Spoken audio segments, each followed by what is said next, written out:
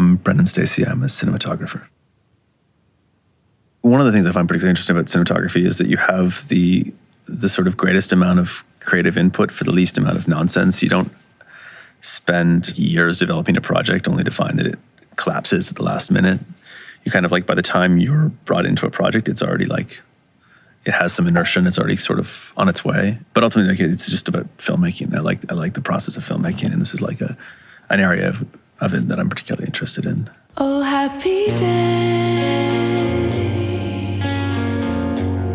Everything is so great.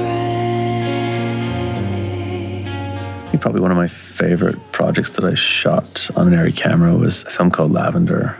That was one of my early experiences shooting with the open gate RAW. You're my happy day.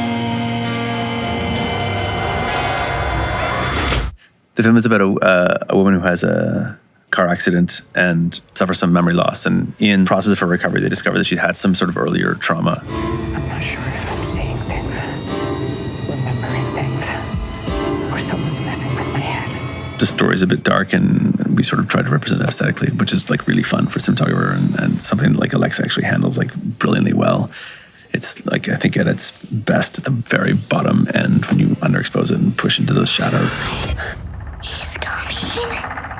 You know, like the safe thing to do in film is sort of like overexpose it a little bit if you need to have like a fatter neg, and now it's like, oh, actually we can go way down and dig stuff out, and it actually, when it starts to fall apart, it can be really beautiful. You can get it like to a point where it's pushed into that, like the noise a little bit, and you get something really, really lovely. And that's kind of where I think digital gets a bit magical.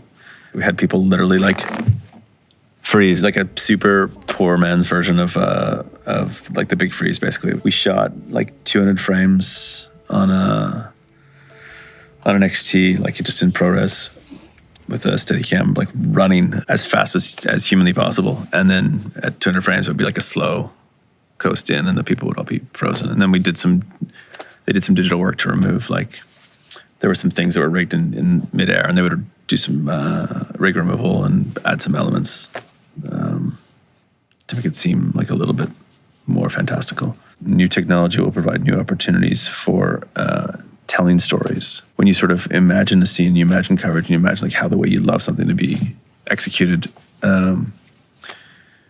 we're so often then like forced to restrict it to that same vision, like within the confines of what's available. And so every time something else is introduced, you're removing restrictions on what your vision is. I already think that that's led to some like really interesting new ways of telling stories, but I also think it's going to continue to like let visual storytelling evolve and become, I guess, just less restricted by the current technology. It's not the dependence on new things so much as like the reduction of restrictions that we currently have.